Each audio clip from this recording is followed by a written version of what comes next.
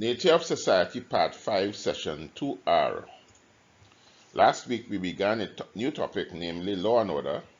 It was a very full session which we will do well to return to and look at once again in the archives once we get a chance to do so. We said at the start that crime and criminality stems mainly from the iniquitous situation that exists in all countries where the socio-economic situation there have led to breakdowns in law and order and has forced many in these societies to become criminals. We looked at what H.G. Wells has said about crime and society and the relationship thereto. Crime and bad lives are the measure of a state's failure. All crime in the end is the crime of the community. We also said that the majority of crimes took place not in the upper classes of society, but in the lower and lower middle classes. And the only reason surmised for this is the straitened socio-economic conditions existing in these communities. What do we make of this? We went on to discuss policing, improvements thereto in terms of goals, modus operandi, critical success factors, cooperation with the communities that are policed, the continuous audit of the police service and the police officers. We also discussed what technologies can assist the police service and the general need to have officers proficient in the use of these technologies on an ongoing basis.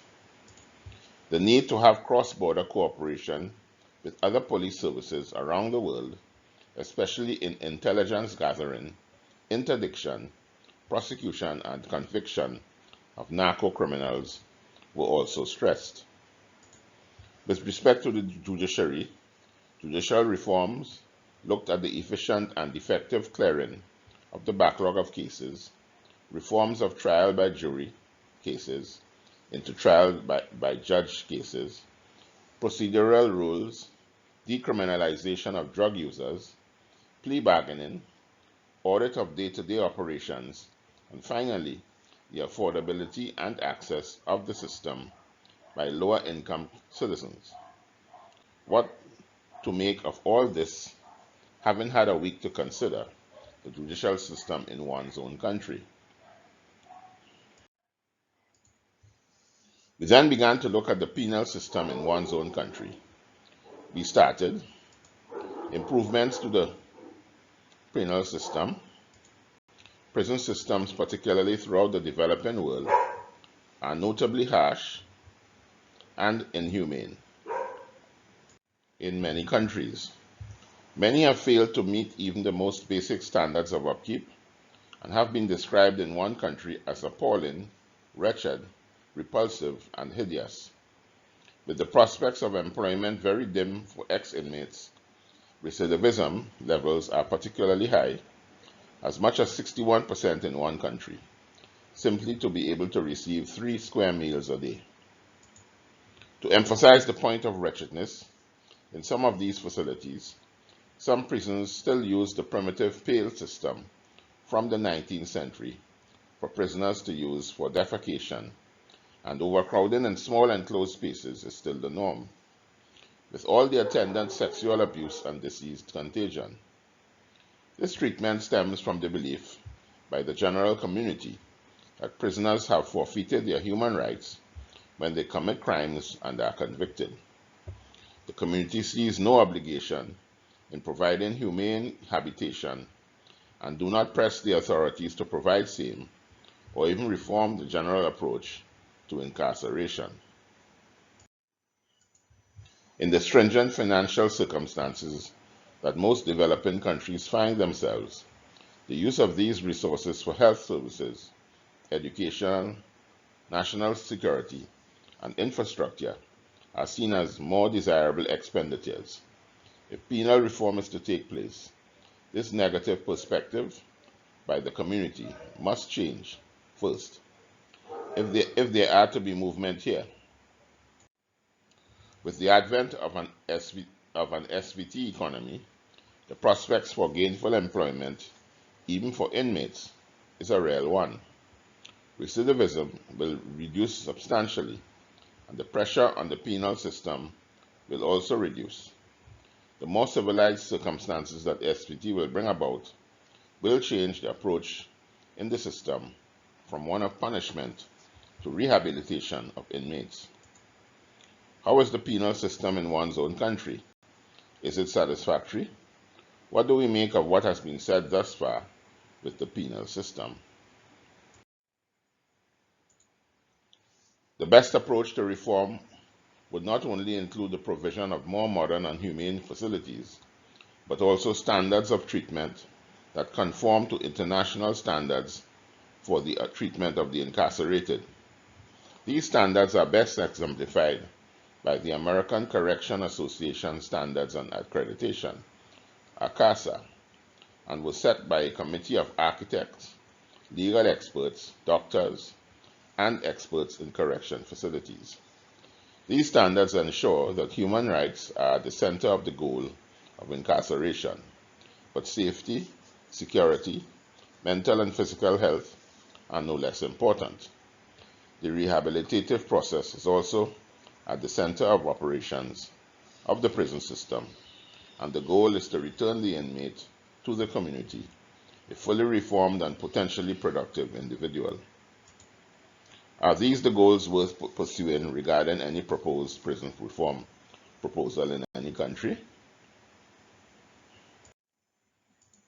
The ACASA recommends annual audits of every penal facility after providing modern and humane facilities, and the elements of the audit include 1.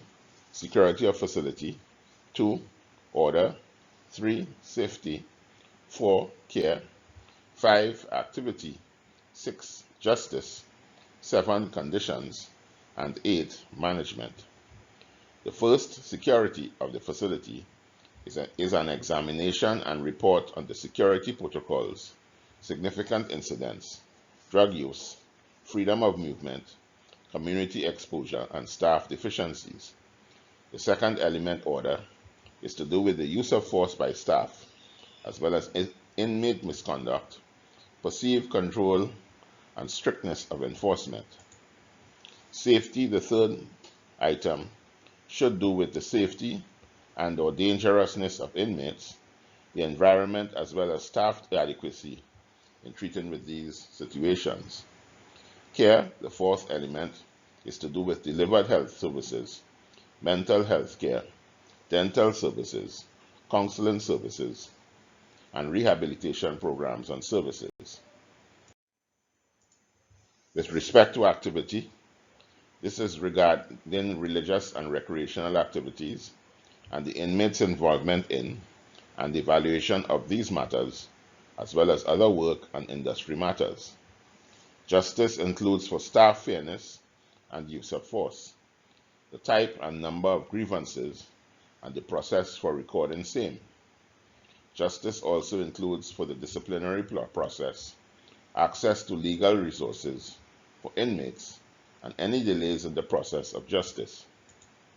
Conditions, of course, relate to the prison conditions, such as space allocation for living conditions and maintenance of same, noise levels, sanitation, food quality, visitation, community access and commissary, and finally, management would include for staff job satisfaction, staff turnover, burnout and stress levels, staff expertise and experience, training, education, salary and overtime issues, staff efficiency, and management-staff relations. There is no doubt that if audits of these matters are conducted annually and deficiencies unearthed are acted upon genuinely, there will be wholesome improvement in prison conditions in the medium to long term. Inmates exist in the system, but leave as far better persons than when they entered, and this would be to the community's immeasurable benefit. What do we make of this before we break?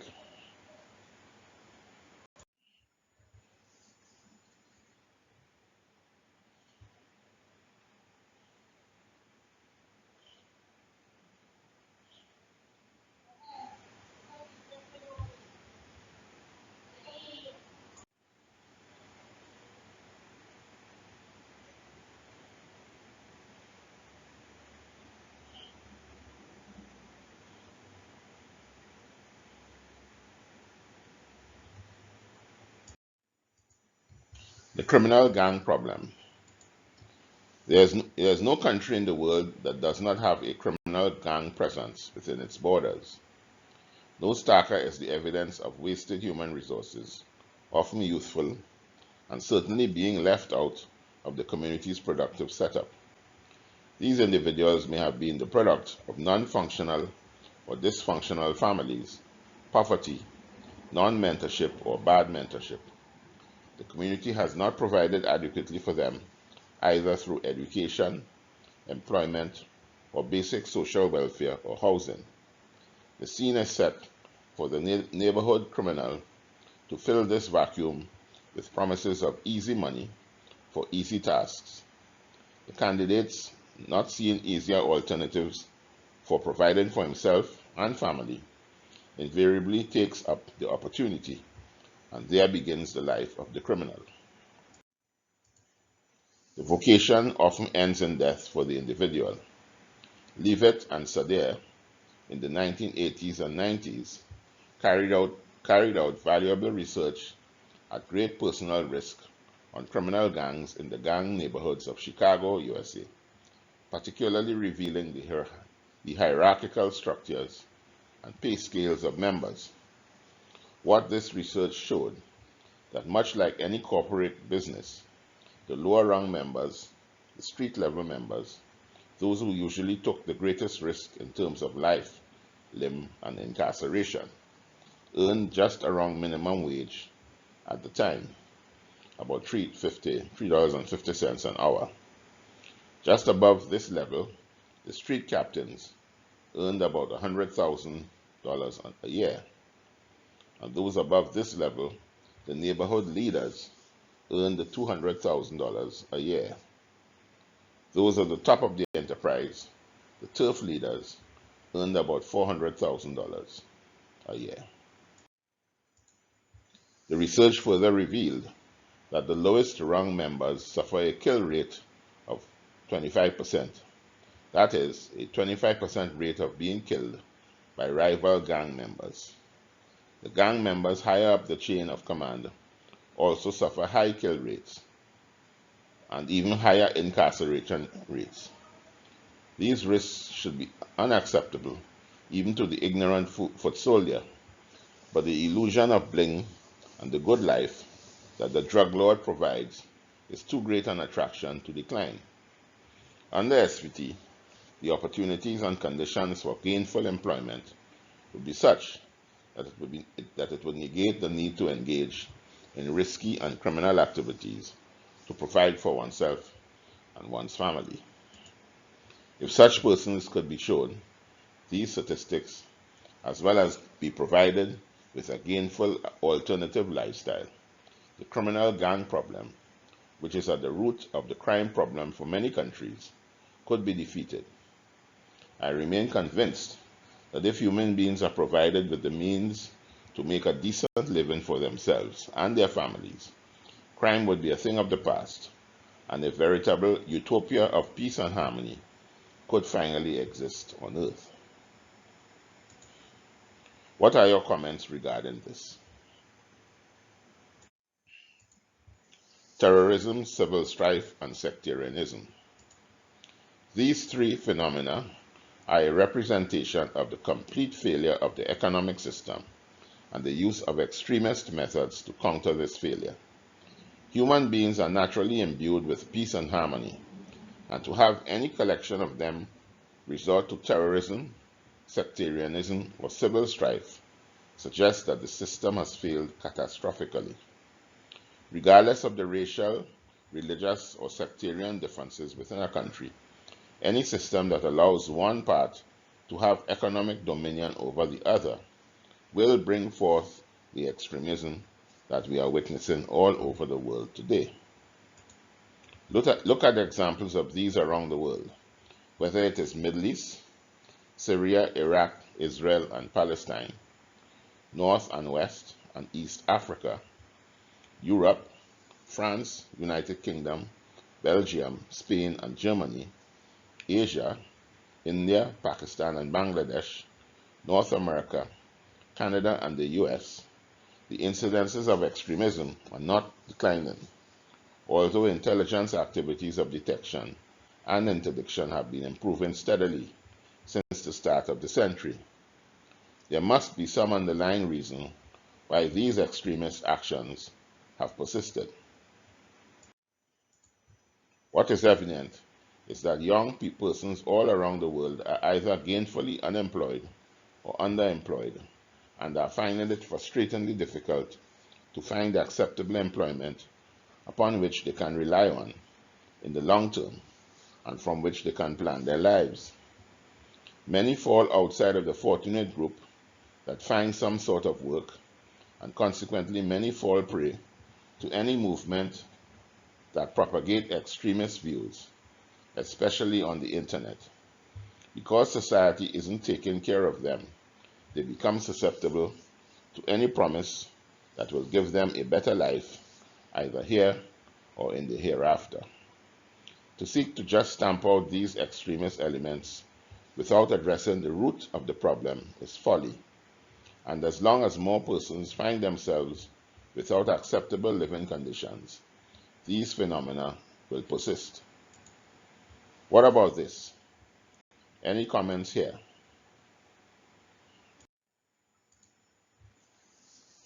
The presumably successful U.S. presidency of Barack Obama, 2009 to 2017, has been succeeded by a Donald Trump, who is considered an outlier as far as the American presidency is concerned.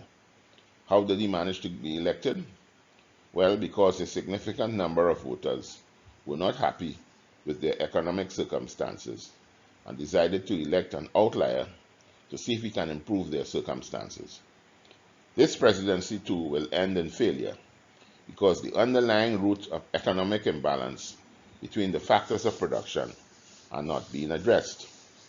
This failure will be replicated all around the world, especially in Europe, whose peoples have studiously avoided experimenting with extremist governments.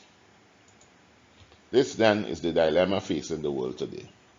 Will it continue to invest in tried and failed economic systems, or will it go back to first principles, which has been widely espoused by our economic fathers, Adam Smith, David Ricardo, Henry George, and John Stuart Mill, to name a few? The United Nations, in its unique position of doing the research into what these gentlemen have said, and determine whether they are relevant to the economic redemption of our world.